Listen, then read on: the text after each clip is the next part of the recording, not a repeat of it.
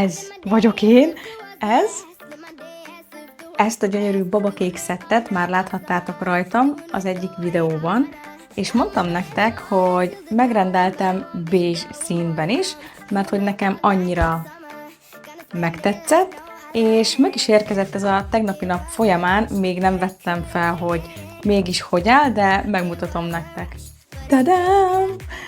Ilyen lenne, szerintem csodaszép. Egyébként 2 különböző webshopból rendeltem, és azt kell, hogy mondjam, hogy a ruháknak a becsomagolásával nem igazán vagyok elégedett, mert beleteszik ugye abba a futártasakba, és semmilyen nájlonba vagy valamibe, és ez is ki volt szakadva ennek a futártasakja, és semmilyen nájlonban nem volt benne, most a szakadó eső van, vagy összekoszolódik, vagy mit tudom én, valami történik vele, azért, na, úgyhogy erre odafigyelhetnének a kedves eladók. Mindegy, lényegtelen, de most ezt is felpróbálom, hogy mégis hogy áll. Nekem nagyon-nagyon tetszik mind a kettő, de nézzük is. Na jó, ez a szett nagyon bomba.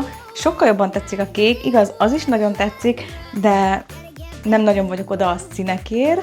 De amikor keresgéltem ezt a ruhát, csak abban a színben volt, azzal is meg vagyok békélve, de ez vagyok én, ez. Igaz, már csak az alkatom nem olyan, hogy úgy álljon rajtam, ahogy kell, de nem érdekel, nagyon tetszik, nagyon bomba, nagyon jó, de írjátok meg a véleményeteket, hogy ti mit gondoltok róla. Puszi!